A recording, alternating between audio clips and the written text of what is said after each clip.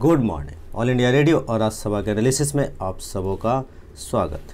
अगर all India radio के अंदर न्यूज़ की बात करें तो एक न्यूज़ है हमारे पास, इम्पोर्टेंट है, डिस्कस करेंगे। नेक्स्ट जो बात की गई है वो देश देशांतर के अंदर यूनाइटेड नेशन की एक रिपोर्ट आई है पॉल्यूशन को लेकर के, कोविड एरा में क्या था, तो डिस्कस करेंगे। नेक्स्ट जो बात की गई है वो द बिग पिक्चर के अंदर टाइगर कंजर्वेशन के बारे में बात की गई है, डिस्कस करेंगे। तो चलिए डिस्कशन स्टार्ट करते हैं। पहली न्यूज़ जो है हमारे पास वो यूनेस्को के बारे में है कि यूनेस्को ने प्रमाणित किया है 2 विश्व धरोहर, वर्ल्ड हेरिटेज साइट आप कह सकते हो। ये जो है अजंता और एलोरा।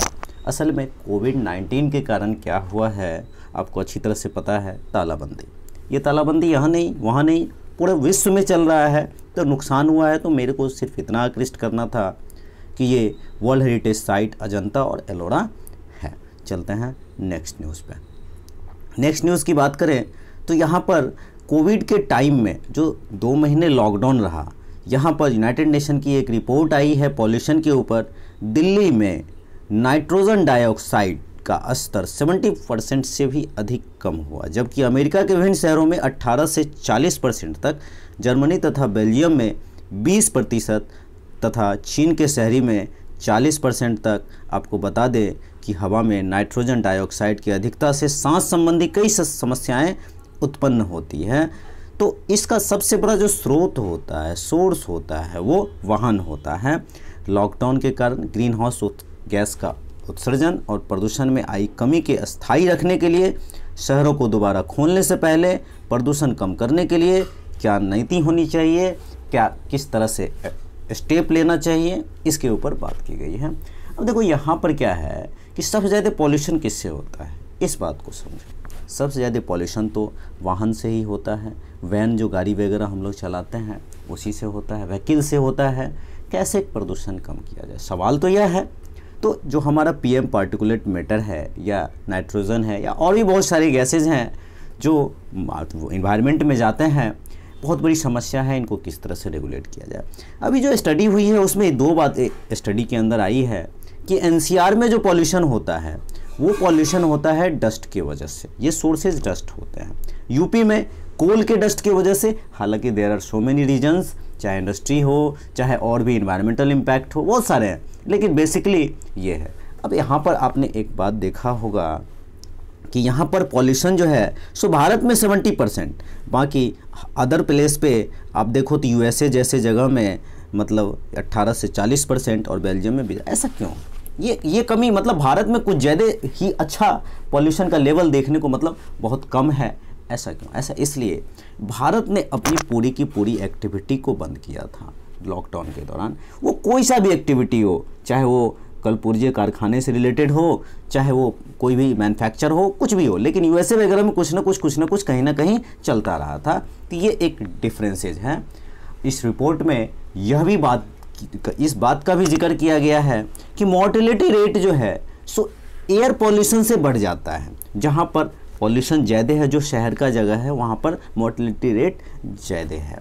अब देखो इंक्लूसिव ग्रोथ की बात करते हैं हम, डेवलपमेंट की बात करते हैं विथ नेचर। और भारत में भी एक कंट्रोवर्सी आपको याद हो तो आर्टिकल आपने द हिंदू के अंदर पढ़ा होगा कि इस लॉकडाउन के पीरियड में भी कुछ इन्वायरमेंटल असेसमेंट जो है सो गवर्नमेंट दे रही थी।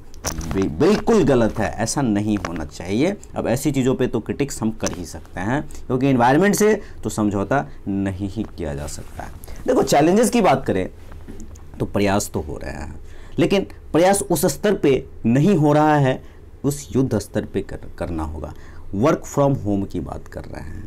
अब देखो ये चैलेंजेस के तौर पे हो सकता है। वर्क फ्रॉम होम एक बहुत बड़ा चैलेंज है। किस तरह से हो? क्योंकि कुछ काम ऐसे हैं जो ऑफिस के ही अंदर हो सकता है। नेक्स्ट, रोड साइड पर पॉल्यूशन ज़्यादा होती है, तो इसको किस तरह से टैकल किया जाए। विकास को हम डेवलपमेंट पे फोकस करते हैं, लेकिन हेल्थ पे फोकस नहीं करते हैं। लेकिन इस कोविड महामारी ने हम लोगों को बता दिया है कि health is a big sector. आपको हेल्थ पर ध्यान देना ही देना होगा। अगर हेल्थ ही सही नहीं हो, कितना भी लोग रुपया कमा ले, पैसा कमा ले, कुछ भी कमा ले, तो क्या फ़ायदा है? अगर हमारा जो जनसंख्या है, हमारे जो लोग हैं वही नहीं रहे, तो कोई मतलब नहीं बनता है। अब देखो पॉल्यूशन से इम्यूनिटी पहले से हमें पता है, पॉल्यूशन अगर बढ़ेगी तो इम्यूनिटी घटेगी, बीमारियां बढ़ेगी, मानसिक तनाव, जो अभी मेंटल ट्रॉमा अक्सर हम बातें करते हैं जो होता है, लोनलीनेस के कारण भी हो रहा है, तो पॉल्यूशन के कारण ये बातें होती है। लेकिन इस कोविड-19 ने लोगों को सिखा दिया है कि भैया आप रास्ते पे आओ, सीखो किस तरह से अपने सोसाइटी को, अपने वर्ल्ड का जो हमारा जो अर्थ है, स्ट्रक्चर है, किस तरह से इन्वायरमेंट को बचाएं। कन्वेंशनल वे भी हो सकता है। कन्वेंशनल वे की बात करें तो जैसे प्लास्टिक, सिंगल यूज़ प्लास्टिक की बात करते हैं तो इन सब को भी जोड़ा जा सकता है। एयर पॉल्यूशन एक इंडिया के किसी शहर की प्रॉब्लम नहीं है या वर्ल्ड के किसी एक कोने की प्रॉब्लम नहीं है, ये प्रॉब्लम्स है इंडिया के पूरे हर एरिया का। तो लाइफ स्टाइल किस तरह का है उस पर भी वर्क करना होगा। हार्ड पॉलिसी की ज़रूरत है एकदम, इसमें हार्ड पॉलिसी तो लाना ही लाना होगा।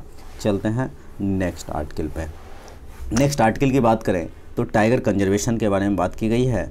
ये क्यों इंक्रीज़ हुआ, पहले तो ये commitment of central government 1970 national parks and sanctuaries Project Tiger. Project Tiger के तहत 1973 के आसपास ये आया और कहा गया कि हम बढ़ाएंगे, तो ये एक विल पावर सेंट्रल गवर्नमेंट का दिखा। Local community taking part in conservation and efforts of voluntary recollection of communities, बिल्कुल लोकल पार्टिसिपेशन मिला। 70% population of the world tiger, 5 tiger reserve, 50 tiger reserve आप कह सकते हो, यहाँ 5 टाइगर 50 होना चाहिए, मतलब 5 से हम 50 तक आ गए हैं।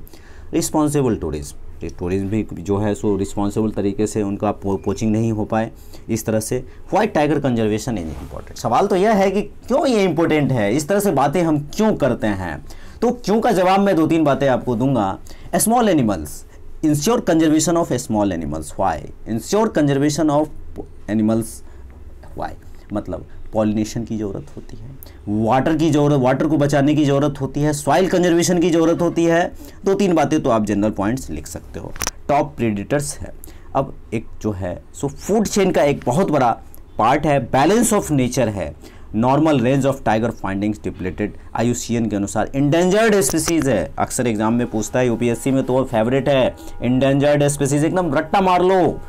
टाइगर कंजर्वेशन मीन्स, क्योंकि ये जो टाइगर का जो बात कर रहा हूँ, इस टाइगर के बारे में MS ट्रिप्स पूछ रखा है UPSC ने, प्रोजेक्ट टाइगर पूछ रखा है, मतलब आए दिन 1-2 साल के अंतराल में या फिर हर साल इन्वायरमेंट से रिलेटेड है, तो ये बहुत ही इंपॉर्टेंट टॉपिक है, आपको इसको ध्यान रखना है, ध्यान देना है अच्छे तरीके से।